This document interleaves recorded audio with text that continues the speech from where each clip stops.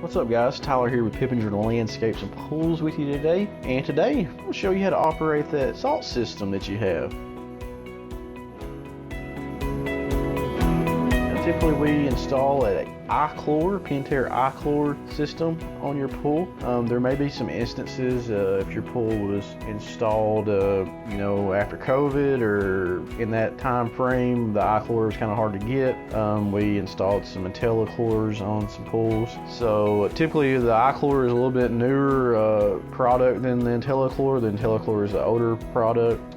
If you have an ICHLOR, you'll have a digital layout underneath the lid. If you do not have an ICHLOR and want to check your pool salt content, like the parts per million, you'll need some salt strips. What we do is we dip out some water in the pool in a container and we put the salt strip, test strip down in it. You'll have to let it sit usually 5-10 minutes in order for it to accurately read. Typically on a fiberglass pool, I recommend with that reading being around 6 to 6.5. Most salt cell manufacturers will tell you, to run up, you can run that up to 4,000, 5,000 parts per million. I like to keep the salt content around 3,000 if possible.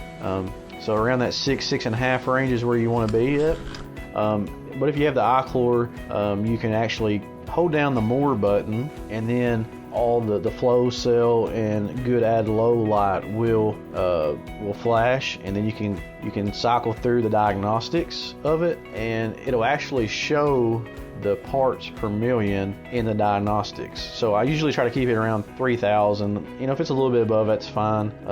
Usually around that 2,500 to 3,000 range is where I'd like to be. But if you have an IntelliChlor, the old school, you won't have that, and it'll just have the add, the green or red where the salt is. And if it's green, you're in the good. And then the flow is green or red, meaning if you have enough flow for it to for the flow switch to to kick on or whatever, then it'll be green. The cell will light up green when it's under operation, when it's actually generating. It won't when it's not generating.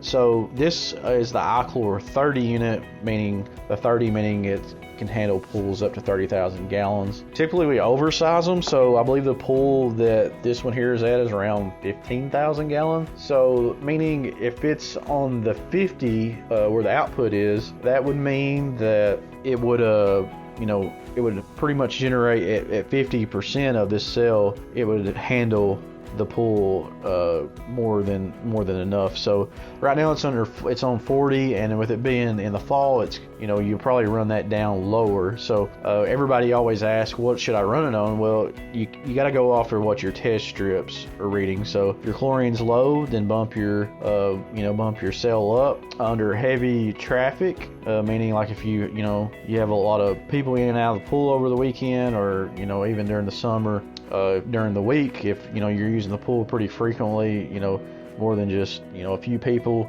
you might need to generate more chlorine. So under dry periods of weather, real hot weather, you're going to lose a lot more chlorine than in the fall and the earlier cooler weather like fall and spring. And even during the summer, if you have a lot of cloud cover, and it's cooler than normal, then you're going to lose, or you're going to use less chlorine than you would like if it's real hot, and steamy. So there's really, every pool's a little different, so there's really no perfect formula to say, hey, you're going to have to do this or do that.